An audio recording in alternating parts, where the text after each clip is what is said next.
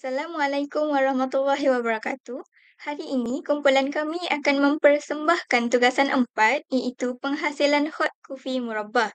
Ahli kumpulan kami terdiri daripada saya sendiri, Nur Ain Hafizah binti Muhammad Sabri, dan rakan-rakan saya, Nur Ain Safia binti Abdullah Sukari dan Nur Arisa Syahira binti Eziani.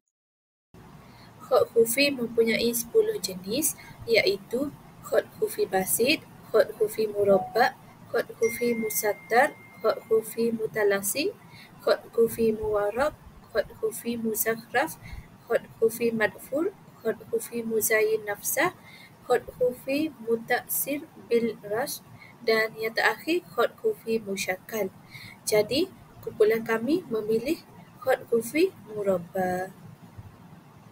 Baiklah, peribahasa yang telah kami pilih untuk melakukan aktiviti ini ialah ilmu itu pelita hati, yang bermaksud ilmu merupakan cahaya yang boleh menerangi hidup seseorang. Sebagai contoh penggunaan, generasi murid abad ke-21 perlu diajar dengan pelbagai disiplin ilmu kerana ilmu itu pelita hati. Seterusnya, kita pergi pula kepada proses penghasilan hot kopi murabbah. Untuk menghasilkan hot kopi murabbah, kami menggunakan aplikasi Excel. Jadi, langkah yang pertama adalah membuka aplikasi tersebut dan menekan perkataan blank workbook.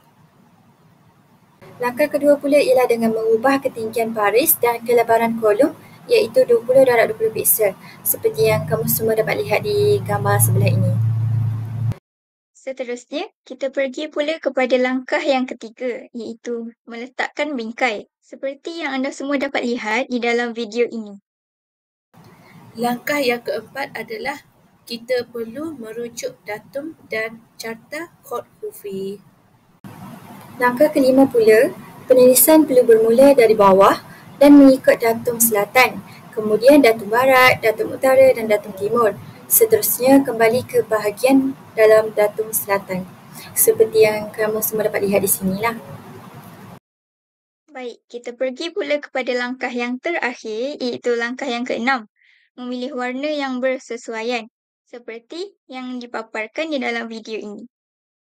Jadi, ini merupakan hasil poster yang dibuat oleh kumpulan kami dan ianya terdapat hot kopi murabbak yang telah kami hasilkan. Baiklah, ini merupakan beberapa rujukan yang telah kami rujuk sewaktu menyelesaikan tugasan ini.